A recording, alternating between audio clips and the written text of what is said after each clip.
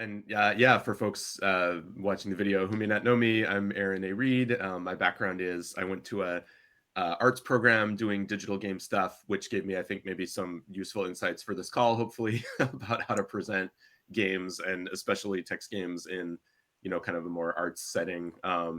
And then continued doing grad school, looking into interactive storytelling stuff, and ended up writing a long blog series, which is now a book about the history of text-based computer games. So that's why we're here today chatting.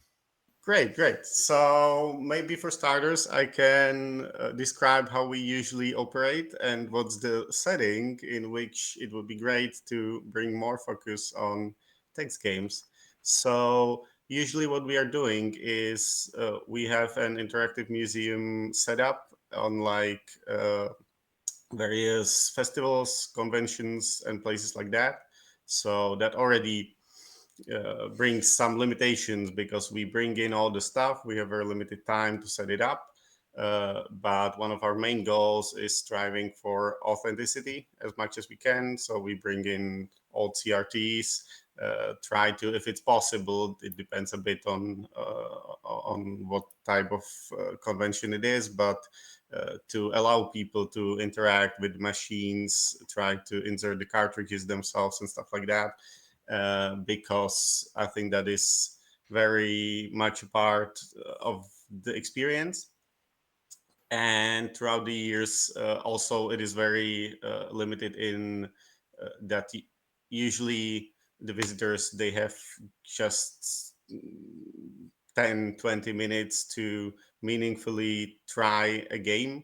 So one of the biggest things we need to be aware of is how to make the games approachable, how uh, even somebody who hasn't played games much can like sit down and see, okay, this is what I do, this is how I have fun with it. And of course, since we try to not be just an arcade, uh, also give them as much context as we can, like why is this here, why was this game important, how it relates to gaming today.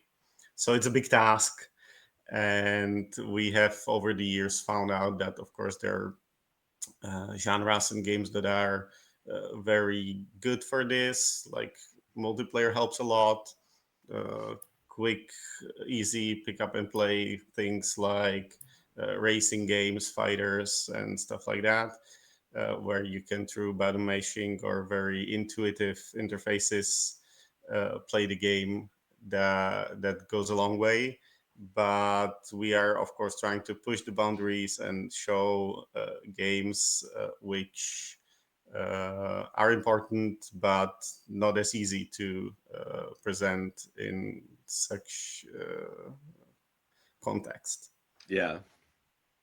Yeah, that's very cool. I love that you are using vintage hardware and stuff because I think that helps so much, like make people want to interact with it, if especially if they're younger maybe and they've like never seen a cartridge or a cassette tape or whatever before. And that kind of makes just that part of it, like a way to draw people in. But yeah, it can definitely be a challenge, when people only have a couple minutes or whatever, to figure out how to make something that they can actually appreciate and come away with having taken away something from the experience. So yeah, it's challenging for sure.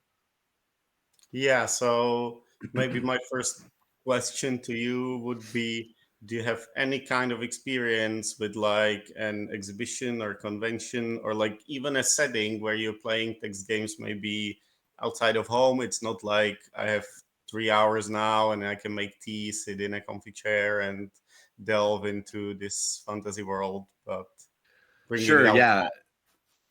Yeah, and so my background with that, there's kind of two different modes that I have shown games in. So one is kind of on at independent games festivals, and the other is in more sort of like art gallery settings through my mostly through my master's degree. And those are kind of two pretty different contexts. So on the indie game side, usually like and my almost all of my work has been text games. So that's kind of as you mentioned a particular subset of this problem that's even harder because you usually don't have cool graphics or sounds or whatever to attract people, right? Um, so in the indie festival circuit, it's kind of interesting because text games are usually admitted sort of as a like, you know, we know these games aren't super commercial necessarily, but we think it's really cool that people make them, and we want to bring one to this festival to like show the range of like, you know, possibilities that games can be. Um, but it's often then tricky because most of the other games are much more visual. They, you know, have got music and sound effects and stuff. Um, and I think there's kind of a similarity depending on the spaces in which you guys are showing games, where if, you know, a lot of the other games being shown are more modern, you know, they're the kind of stuff people are more used to looking at, you know, you kind of have to figure out how to attract, you know, attention because of that. um, so like one of the things that I have done a lot in that kind of space is try to lean into the in my case, like the uniqueness of the literary aspect. So like one thing I've done is I've actually brought like a stack of old books and put it next to the computer running my game to sort of be like a visual indicator of like, hey, this is a game that involves reading. And if you're a person who likes books or old books, maybe like your eye will catch on this booth and come figure out what's going on here, right? So the books like don't have anything to do with the game per se. They're just sort of a way of like when someone is glancing over the booths, like, you know, snagging the attention of the kind of person who would want to play that kind of game, right? um so, you know, in for your case there may be some other equivalent of that, right? But I sort of like that as a there's a rule I heard someone once say about like presenting at a show like that, where it's like you have like the 1 second problem, the 10-second problem, and the 1 minute problem, right? Which is like first how do you attract someone's attention when they're just glancing at your booth for 1 second? And then if you've got them interested enough to like come over and see what's going on, you have maybe like 10 seconds for them to be like, oh, this is a thing I'm interested in checking out. And then you might have a minute or 2 minutes or 5 minutes, right, to sort of like, you know, actually, you know, tell your story or explain your thing or whatever you're doing there, right? And it's so, you know, you're not used to thinking in such short time frames, but the sort of stack of books was like one of my solutions to the 1 second problem. um Another thing, so and just to, you know, kind of talk about the other situation too. So the program I was in was a digital arts program, and there were people doing all kinds of art from like robotics to you know, computer music.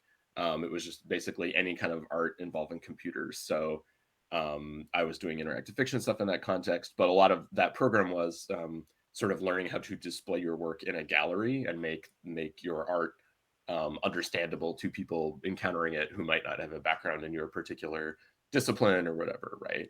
Um, so that was, I think, in a lot of ways even harder because, well, so I think in both of those environments, anything that involves someone reading something is hugely difficult because it takes time to read. There's distractions from other people. It's just like not a conducive environment to reading and comprehending chunks of text, right? Um, so, but the one difference I think in the sort of art gallery situation is there's this tradition of like the wall text, right? Like the artist has prepared a statement, they've put it near the artwork, and that's supposed to provide some sort of context or, you know, explanation for what the piece is. So, a lot of times in that situation, and again, this is sort of particular for my stuff, but I think you can kind of generalize it to what, you know, how you're showing stuff too. I kind of assumed, and I think correctly, that most people, especially in that environment, were not actually going to play the game because at a games festival, you can at least assume that everyone coming has some interest in games, right? Might like to try playing a game. But in a more generic kind of museum setting, like 90% of the people, well, that's probably a high number, but some large percentage of the people aren't going to be interested in games, aren't gamers themselves, are going to be intimidated by trying a game, especially one that's maybe sort of like older or has a unique interface or something like that.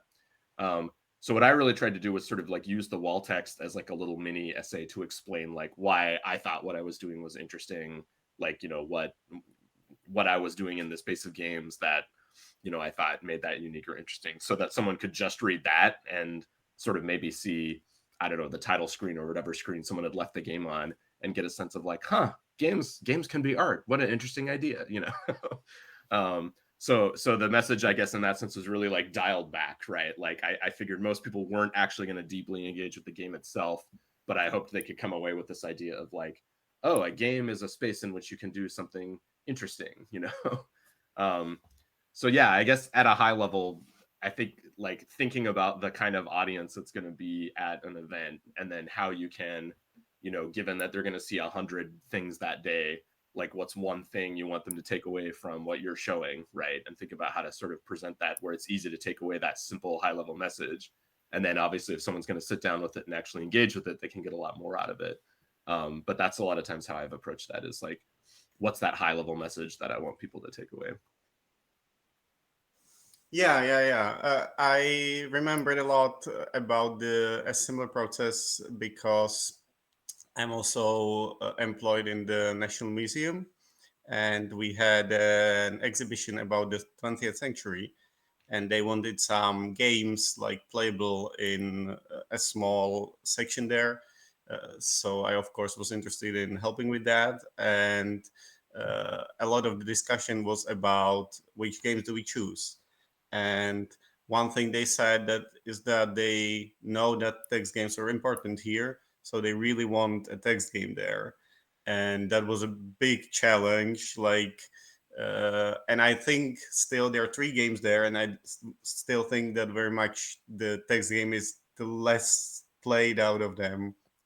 Even Actually, I'm also working in the National Museum, and I'm the guy who is repairing all the interactive stuffs in the exhibitions. And like always, when I'm crossing around the free games which are in the child, it's I think like it one of the problem is that it's like in child zone, and like most of the childs which I go around and are playing with some toys and with the games, they are like looking at the text, and some kids even don't understand what is written, and it is like when I'm mostly crossing around, like there are 2 games, and one is Tetris, one is like snake like game, and like the snake like game there is like 5th level played, and the Tetris is like started and the blocks are falling down, and the text game has the first screen like every time. yeah, Maybe some letters are written, but that's it. yeah, and also that brings us to a very important question, or like a mainstay of especially all text games. The game we chose was menu based, like command. You choose commands from a menu, which was very novel at that time, especially locally. So it doesn't have a parser, or not the usual kind, but a parser is something that is almost synonymous with all text games, and I think it is a concept that is very hard to present and to understand by a casual audience. So, do you have some Yeah. thoughts on that? Yeah, so definitely, anything that requires like some amount of instructions is a hard pull for that environment, because you sort of mentioned like fighting games or arcade games. If you can just come up to it and immediately figure out like, oh, this is the fire button, I can move left and right, that's a lot easier than especially like a 80s era parser game where there's like a whole set of commands that modern audiences aren't necessarily going to be familiar with, and conventions and all of that stuff, right? So that makes it, as you mentioned, like a much bigger challenge to get people to actually want to engage with it. Um, and the other thing too that just kind of ties into this, is the sort of public aspect of this, right? I think makes a lot of people feel like intimidated or embarrassed. Like if they're going to sit down and someone's watching over their shoulder and they do something wrong, they're going to feel stupid, right? Um, so some of the things that I've done to help combat that are uh, um, so there's some settings in which I've been able to actually have like a video playing next to the game itself of somebody playing the game, right? Which especially for a text game can be a good way, because people start then like seeing commands people are typing and they're like, "Oh, you typed verbs. Like I kind of see how this works, right?" And that's more exciting than like reading, like having I have also done things like try to tape instructions for how to play next to the monitor, and people often just Yeah. don't want to read something like that, right? Even if it's really short. Um, so the video kind of catches people's eyes. It's more sort of like showing by example, right? But you don't always have like the space or equipment or whatever to do something like that. Another thing I've done, which doesn't help like the parser problem so much, but is have a setup such that the game is sort of starting in the middle. And this can be kind of like tricky to set up, but like if you have like a save game at an interesting point or something, and then if the computer is like idle for 3 minutes, it like resets back to that point. Because a lot of times, if like the interesting part of the game isn't necessarily in the first 5 minutes, you can just try to have a thing that's capturing something from like a pivotal key moment in the middle of the game. Now, that of course can be a problem if you are expected to have learned how to play by that point, right? And Yeah. you know, it's going to use commands or actions or whatever that random people walking up, you know, are going to have a hard time with. But I have tried that once or twice. And you know, you mentioned you know, walking by and almost seeing the opening screen of the game. That's a nice way if the thing you want people to glance at maybe is something from the middle of the game, not its title screen, right? But again, technically, it can be kind of tricky to set that up because you need something running in the background to, you know, to monitor activity and all that. What was the other thought I had about that? Uh, yeah, I think those were the two main things I was going to say.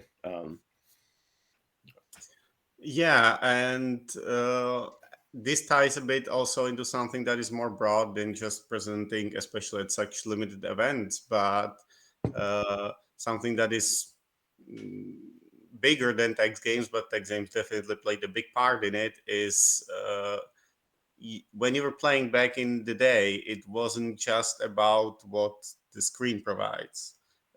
Usually, you also got a lot more stuff in the box, which can be very hard to uh, like tell people that we read manuals back in the day, or like even, of course.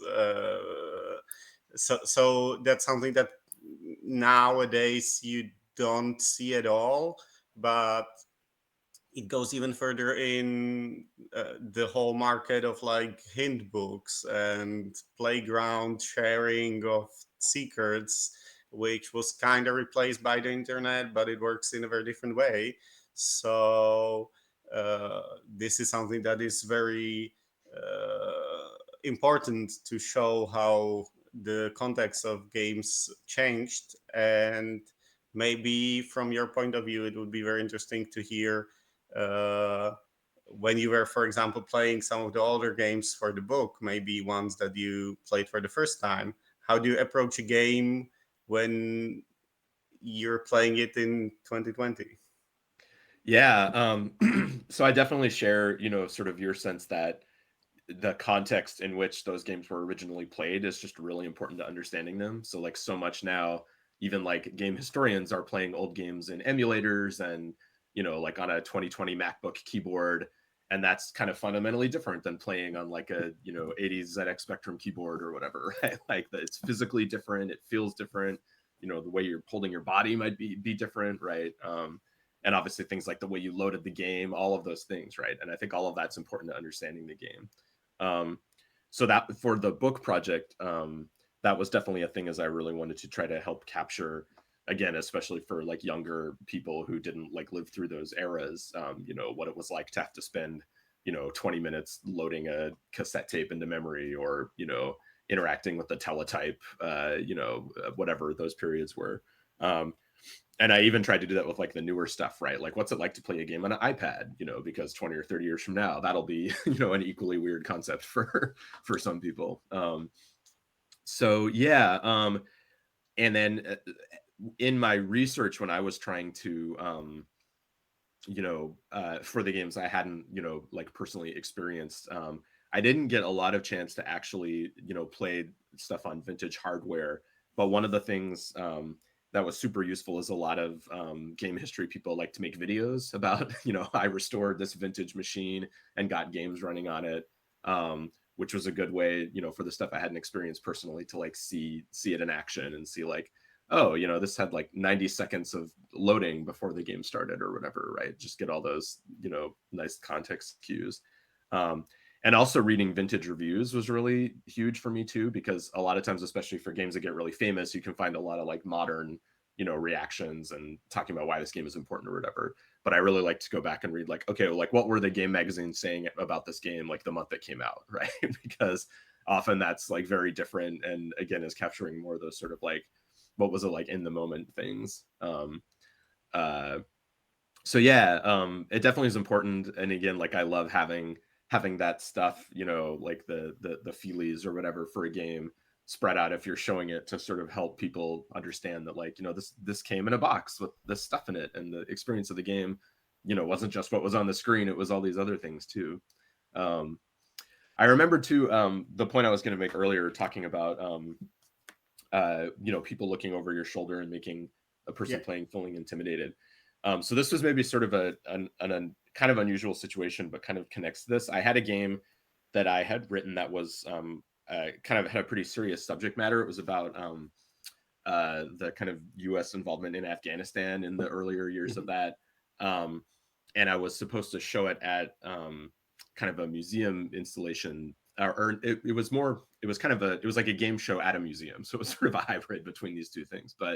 Um, but I thought it would actually be like really awkward for people to try to like engage with this game while like a bunch of random gallery goers were walking by looking over their shoulder. So I had like a little space that was going to be my exhibition, and I set it up so the game was like facing, the monitor was facing like the wall, and you had to like walk around behind it to play. So as you were walking by, you would see people playing it, but you couldn't actually see what was on the screen. You would have to go behind it, and there wasn't room back there for a bunch of people to stand. Um, and that was sort of an attempt to like change the context of the presentation to be like, this isn't a thing that's like on display for everyone. This is like, you know, a more a curated experience for the one or two people who are going to go back there and actually check out what it is and engage with it. um, so I think there's a lot of things and that was just literally a matter of like flipping my installation 180 degrees, right? But I think there's a lot of things you can do like that to sort of change how people perceive they are supposed to interact with it, right? That turned it from more of a public thing into more of a private, you know, a private encounter with it. um, so yeah, a lot of those things about positioning and stuff I think can actually go a long way to helping people understand how they're meant to engage with something or react to it. Yeah, that's really interesting. Like, I usually, you think about like the decorations and stuff, but even where it is positioned on the show floor can definitely influence a lot. Um, and so, going a little back to the last question, it is really great that when people try to think about stuff like the hardware, the keyboard, or even the setting where it was like played back in the day. Uh, but definitely the most important thing throughout the engagement is the information, how you're playing the game, like what kind of sources do you have. So especially with the stuff like the guides, hint books, and stuff like that, do you start playing a new game blind, or like, and do you try to push through all of the places where you get stuck, which is definitely a part of the text game experience, like, or do you like try, because when you look up a walkthrough on the internet, you just have the solution there. So what, do you have any ways to mitigate, like, do you ask your friends which can give you a hint that's not so obvious, things like that, like. Yeah. So it kind of depends on the game a lot, I think. So back, you know, back when I was younger, I definitely really liked playing those kinds of games with friends because, you know, you bounce ideas off each other. You know, a puzzle will be obvious to one person, but impossible to someone else. So that was, I always have, there's sort of I've heard some people say things that like text games are supposed to be multiplayer, like sitting alone in your room being stumped by a puzzle is like not the right way to play them. And I kind of think that's right, you know, because it's just so much more fun to, you know, be doing it with someone else and you know, swapping ideas and everything. When I'm going back to play an older game now, so I have, you know, a pretty large amount of experience playing text games, so I am pretty good at figuring out puzzles, but I'm also not, you know, like a puzzle savant like some people who just, you know, are really hardcore and can solve any game no matter how difficult it is. So typically my experience is, especially if it's an older game, I definitely do try to start with the manual because I feel like that's how people would have encountered it in the day. um, I don't usually like read it exhaustively, but kind of look through it enough to get a sense, you know, of what the game expects me to do. And then I will start playing and I will basically try to play without cheating or anything as far as I can until I get like really stuck. And then depending on how busy I am, basically, um, I will either then, go away and think about it for a while and come back and try again, or at that point I'll start looking up hints and walkthroughs and stuff. But it is definitely really important for me to start sort of pure and see how far I can get and where the pain points are, because like you say, that obviously is going to be a huge part of the experience of playing is, what was the point in this game where you got really frustrated and stuck, and then how did how did people react to that? Was there a hint book you can buy? Was there a network of friends that you would be pinging? What would you do at that point? So, but I do like to, when I'm writing about a game especially, I do like to have played it through all the way to the end, and sometimes I don't have the brain power or the time to actually do that unassisted. So I will generally get to a certain point and then say like, okay, I'm gonna now like use the walkthrough or whatever to like, get through the rest of the way of this game to the end. But yeah, and you mentioned one thing that I think is very important, that especially with creators that are part of maybe like the interactive fiction community and take part in all of those like contests and stuff, you sort of develop some kind of a game design language that uh, after you played a few text games or like Infocom stuff or stuff, you start seeing patterns, which of course is in all gaming. Like there's this very famous series of videos from I think Rasputin, which is a video game YouTuber who lets his wife play modern games and looks how she interacts with, like, she doesn't know which keys are typically used for movement, and even like all of these basic design language paradigms that like uh, you need to learn, and they're so we don't even think about them anymore, but they can be intimidating for a newcomer. And uh, maybe an interesting question about seeing these patterns. I suppose you sometimes play a little bit of non-interactive fiction games, like I that do, you have yes. some basic interaction. Uh, do you sometimes see like adventure games or even like more modern narrative cinematic games? Do you see the same patterns in them? Are some games like a text game for you with added graphics and maybe a few action scenes in between? Yeah, so it's definitely really interesting to me because I think text-based games have actually had a bigger influence on games at large than a lot of people realize. So before this project, actually, I had done a more academic book, which almost nobody read because it was priced like an academic book, unfortunately, but about the history of graphical adventure games, which obviously overlaps a lot with early text adventure games. But one of the things we talked about is how that genre is sort of perceived as being dead, but has actually just kind of fragmented into like all these different genres that are still active. And it's like everything from like, puzzle platformer games to escape room games to hidden object games to visual novels to, just all of these kind of little micro genres that collectively are actually still very much being played and enjoyed and made by people all over the world, right? Um, and so it was interesting talking about how a lot of what those genres do are they're taking like pieces from the sort of classic adventure game formula, but not the whole package, right? So they might be taking like, like a game like Firewatch, if you're familiar with that from a while Yeah, back. yeah, yeah. It's sort of like, well, we want to make an adventure game, but we think puzzles are stupid. So we want to make a game that really like focuses on like story and exploration, but it's never going to be like hard to play. Like you're always going to sort of know what you're supposed to do next. The game is going to sort of lead you through the sequence of steps. But it's still, I think there's a lot of classic adventure game ideas and design stuff going on in the background of that. And then you can contrast that with something like The Witness, maybe, which is also like really reminiscent of classic adventure games, but has like a very different spin, right? That game is like, we think puzzles were the most important thing, right? And like the story was actually like not important. So we're going to do a game that's just exploration and puzzles, but almost no story, right?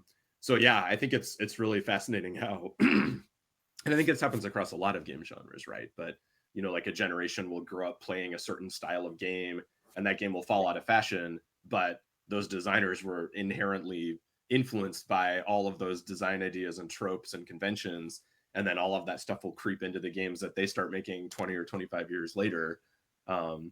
And so, yeah, you see that in text games and in adventure games, but I think you see that kind of all over the games industry too. So this is part of why I really love game history, because I think a lot of those things aren't super obvious, but it's really interesting to sort of go back and tease out these threads of connection and see how stuff evolves over time and what changes and what comes back in surprising ways. So yeah, it's definitely really interesting. Yeah, that's also one of the parts of the hobby job I love the most, like connecting these through lines of ideas.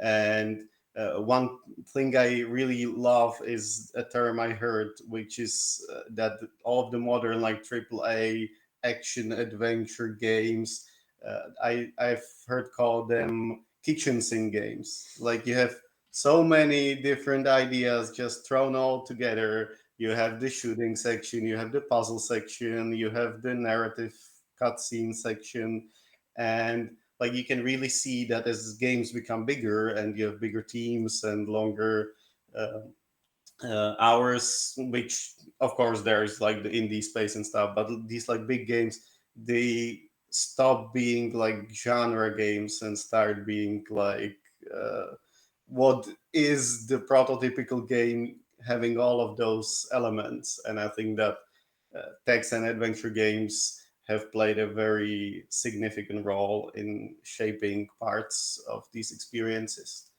Uh, so that is maybe a segue into another question, especially now after you have shown and seen firsthand how text games have been here all the time throughout.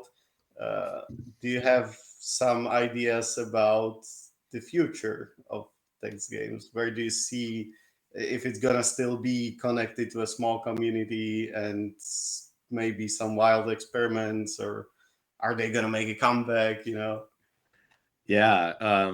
So this was actually something that I was hoping I would gain from doing this huge project where I looked at, one game from each of the last 50 years, one text game, that I would like, gain some insight into the future of text games. And I think probably my biggest takeaway was that everyone has always been wrong when they try to predict where the genre is going to go, right? Uh, and I think part of it is because, text games are sort of based on this extremely old technology, right? Which is text, right? Like using written symbols to communicate ideas. And that technology is like so old that it's just in a way kind of like surfing all of like, the modern, innovations that have come around. So when you look at the history, it's just sort of interesting because every time some new piece of technology comes around, whether it's the internet or computers originally, mobile phones, right? People very quickly are like, how can you tell stories with this, right? And so the book kind of ends talking about the rise of things like GPT and large language models, and kind of the big first breakout hit in that space was AI Dungeon, which was kind of deliberately calling back to old school text adventure tropes, right? And so is the future going to be AI driven text games? I don't know, but that's the latest thing they're sort of, surfing and exploring right now. Yeah, so I think I don't have any super smart answers, but I think it's definitely something that people will continue to do as long as we're reading and writing, and it may never be, text games may never be as popular as they were in the 80s, for example, but you still see them cropping up every time, on every new platform, every new piece of technology someone explores. How can you make interactive text do something interesting with this? So I think it will continue to be around, but I am not able to predict in what form, basically. Yeah, one thing, of course, probably we're gonna mention AI in this little session because it's now a thing that we see, hear about all the time, and it's very much connected to text nowadays. One very interesting thing I saw, I think it's just a few weeks. If you saw Square Enix released the remake of Portopia Murder Mystery, a very classic graphical adventure game, but still a lot about conversations. And it was not a critical success, but it was the first major showcase of how you could tie AI into gaming in a big way, especially from such a well-respected company. And I think it was very interesting seeing how they used a legacy franchise to try to show the differences. And while it very much showed how it's not yet suited for general use, I think that it was very interesting that in the end, what they tried to do there mostly was not to help the generative part, which is what everybody is talking about, how you can make NPCs that will uh, respond naturally and have personalities, but they tried to work with the parser part. Like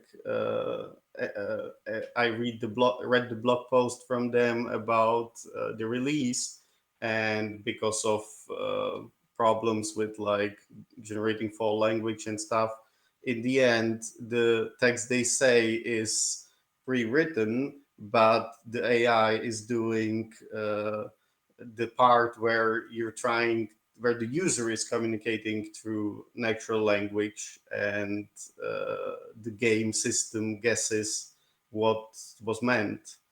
So, do you have you tried the game? Have you seen this? Yeah, I haven't tried the Portopia remake, but yeah, it's such an interesting time because things are moving so fast, and so many people are trying so many different ways of incorporating that technology into their process.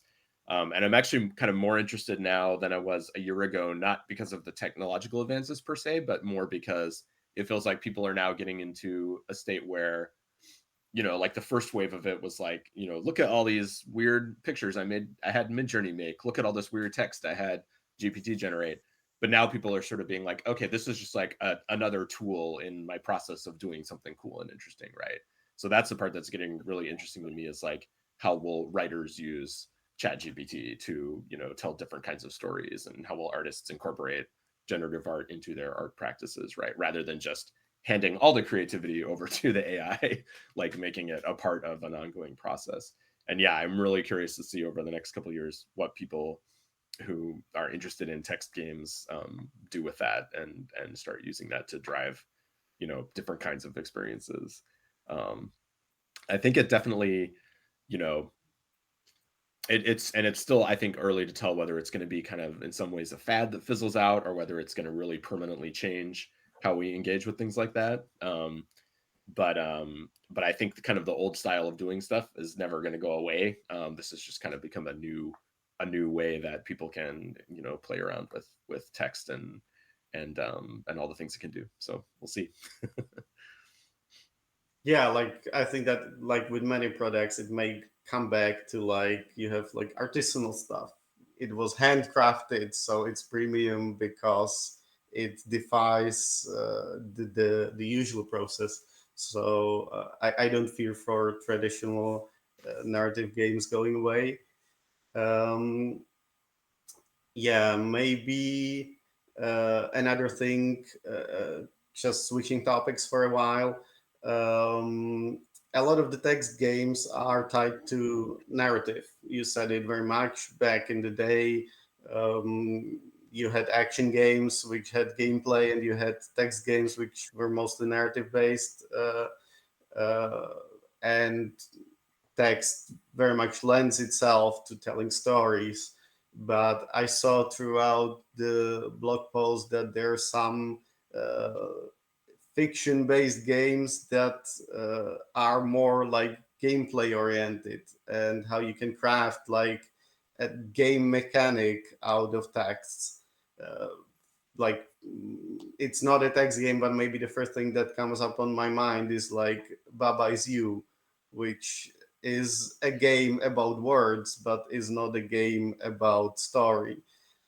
So uh, do you have some interesting experiences with this side of interactive fiction? And do you have like, what would you say is the Tetris of text games, the game that is just about the game mechanic and not the narrative? Yeah, yeah, there's definitely interesting examples for sure. We mentioned the Paper Clips game earlier, which is kind of not. It has sort of an implied narrative, but the moment to moment playing of it isn't sort of, being a character in the story so much as like, operating this or being this immense hive mind of paperclip generating AIs, right? So that's kind of like one different way. And a lot of that game is you're dealing with numbers, right? Like trying to get different numbers going up in the right way and optimized. So yeah, it's kind of different than a traditional old school parser game. Another example that comes to mind that is a game that I think is really cool, is a game called Nested, that I think came out in around 10 years ago. And the idea is it just starts with the single word universe, and there's a plus sign next to it. And you can click the plus sign, and it looks very similar to like a file system, right? Where you're expanding a folder. And then inside the universe, it just says galactic cluster, galactic cluster, galactic cluster. You can expand each of those, and you can drill down into galaxies and stars. And you're like, okay, this is interesting.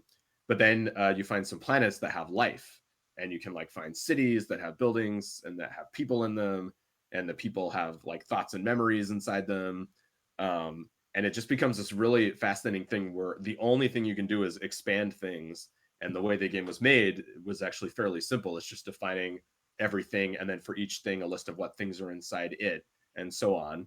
um, uh, but you're exploring it, and there's not really a narrative. It's more just like exploring this weird infinitely procedurally generated world. But it's all made through words, which is really really cool.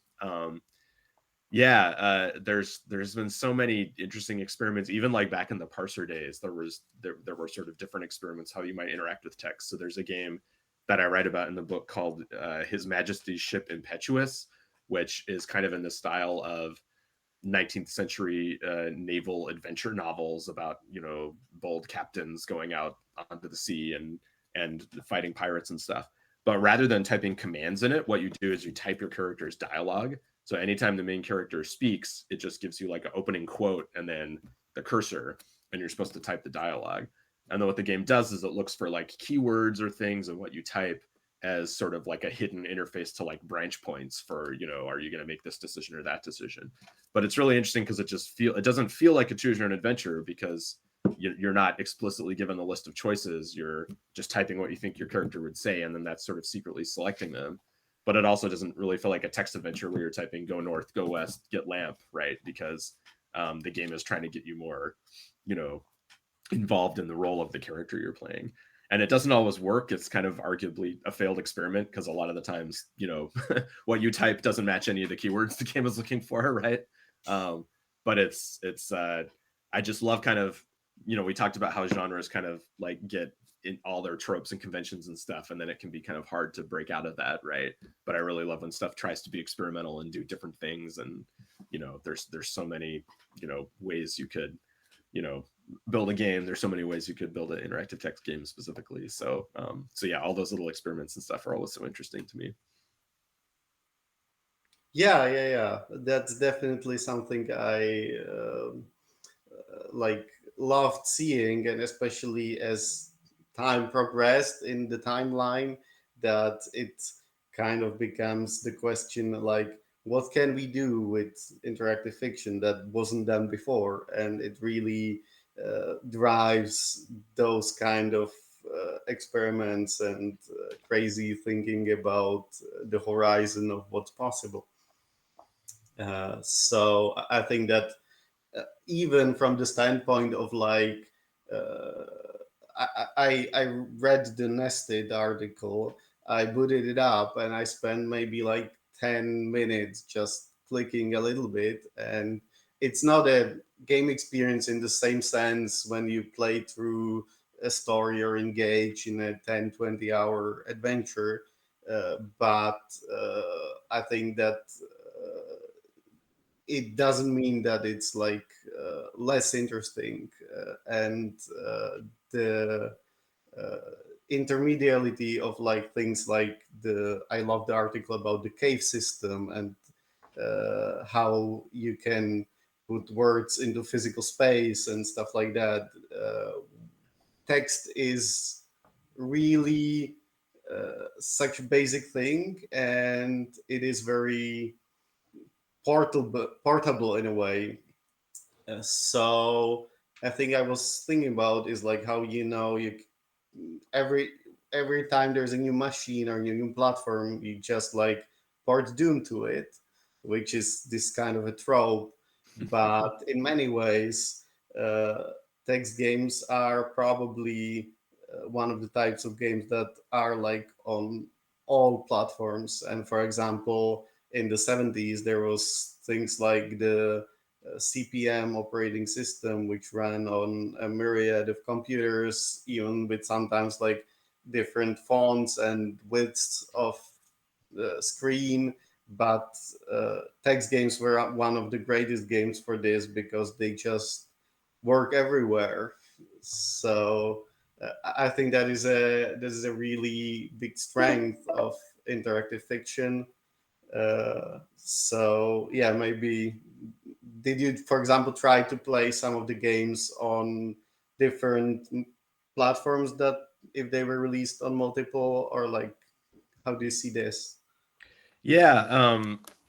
So I think a lot of times the hardware really changes the design, obviously, right? But things like, the parser games came out of, you know, uh, an era when the keyboard and the command line were the dominant interfaces to computers, right?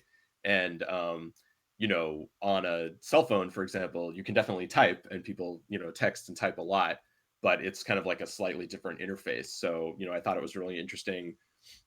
I mentioned the iPad earlier. When that first came out, you started seeing a lot of games that were really playing with the ability to tap words, or there's a game called, I think, Device 6 that was a very kind of text heavy iPad game, but it involved like rotating the iPad because the text kept changing orientation. You kind of had to like drag and follow it through this like whole space. Um, so yeah, like, and on platforms where typing is harder, I think, you could port Zork to that, but the sort of more natural games are going to be ones that are more about whatever that platform's good at, whether it's like tapping a word, or dragging, or whatever that happens to be. So yeah, the hardware stuff I think definitely matters a lot. I had a really cool. I live pretty close to a really great computer history museum in the San Francisco Bay Area that has a lot of really cool old vintage hardware. And it's just really interesting looking at, even stuff that you don't get to interact with yourself, looking at, um, the layout of those machines, how their keyboards were different, right? Just like being able to see that stuff in person is always just so interesting, um, because that context just inevitably kind of shapes how the designer's thinking about like what is this machine for, what can it do, so yeah, I really love that kind of stuff.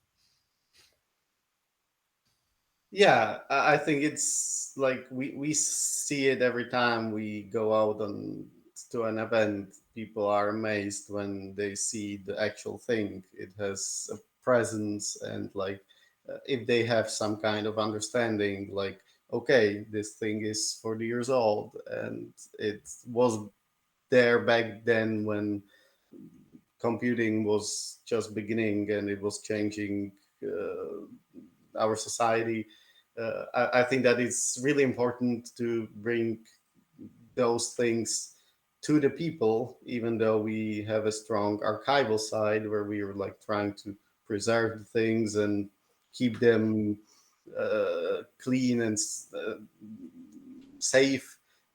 While there are many machines, and it's not like the last Commodore 64 on the planet, uh, they will die and rot anyways in 50, 100 years. So it's important to bring them out as much as you can while it's possible. So it's great that there are many similar organizations around the world, and that creators like you use this opportunity to influence how they write and make games. I think we're nearing the end, so I will give an opportunity to maybe Peter or Yeah, I have a quick Rudolf. question. You mentioned a book that you've written before this one. How it is called, and maybe if you can more explain what it's about. Yeah, so it's called Adventure Games Playing the Outsider. And kind of the idea, I wrote it with two collaborators, and the idea that we had was to look at, to sort of write a history of adventure games, but very specifically tied into the ways that the genre is kind of still alive today. So there are kind of chapters on different subgenres, but it's always sort of like looking at how those traditions have kind of continued up into the present day in different ways. So I like it. I think it's a good book. I was kind of bummed it didn't get more picked up more broadly, but it did come out in a paperback edition that's much cheaper not too long ago. So I'm hoping more people will discover it that way. I'm definitely looking up that book, and that sounds just right up my alley. So thanks for the tip. Yep. If you ever do another Kickstarter, you should probably include that as an additional reward. Yep. So yeah, any I other don't follow-up understand. questions? Peter, do you want to use the Oh, I have some follow-up comments. So I the one text game I've played to the end has a map on some interpreters. So it automatically shows you the map and your position on it. So I was wondering if that's something you should do in the museum to kind of help the onlookers get interested. This is Counterfeit Monkey you're talking about? Yeah. Specifically, yeah. That's So- such a great game. Yeah. It's amazing. So my interpreter doesn't actually show the map, so I use a pencil. I've seen the screenshots. Yeah, I think mapping is another great example of, tradition versus today, because that definitely used to be a thing you kind of had to do to play some of those games, is like get out your graph paper and pencil and make a map, because otherwise you couldn't navigate the space. And gamers today think that's too much work, right? Like they don't want to go to all that trouble. So I think a lot of that ties into what kind of experience you want to create, either as someone showing games or making games, right? Like you can sort of design a game today that requires someone to make a map, but that's going to sort of select you down to a certain kind of audience, right? So if you want to reach a different audience, you're going to have to either convince them that making a map is important, or change your game, maybe by adding an auto map, right? Maybe by doing something else to support that experience. I have maybe just a follow-up comment. When you mentioned the books, like it's helping in the second rule. I think the like paper with a pencil to make a map can work very similarly. Like when you have just a television with a text and computer before it, which looks like a keyboard. It's like nothing interesting, but with a paper and with a pencil, it's like something which can be more interesting to the people. Yeah, I would that's love to see, I would love to see someone do that, right? Just start with like a blank sheet of paper and see if the visitors can collectively figure out the whole map for the game by the end of the weekend or whatever. Or That'd even be a really notebook. cool. Well, this could also help the multiplayer aspect, right? If you scribble some Mhm. hints on the paper, that might be interesting. Yep, for sure. Yeah, that's it. I was reminded, like for the museum, one thing we wanted to do and were unable in the end, but like for the text game, I kind of thought that it would be fun if there would be like false scribbles, like decals with like little hints for the game left on the table. That would be really neat. But Yeah. like you need to really get creative in how to get the information to people in a way that tries to simulate how it was done back in the day. Yeah. I'm really looking forward to seeing the decoder gimmick from your book. That might be interesting too. Yep. Secret decoder wheels. And we're almost out of time, but another idea I had is why not show the games on modern hardware or even design hardware for a game? Like design a keyboard that has the major verbs that you get in the like Infocom cheat sheet as That could be dedicated cool. keys. Would Yep. that be something interesting? I'd love to see something like that.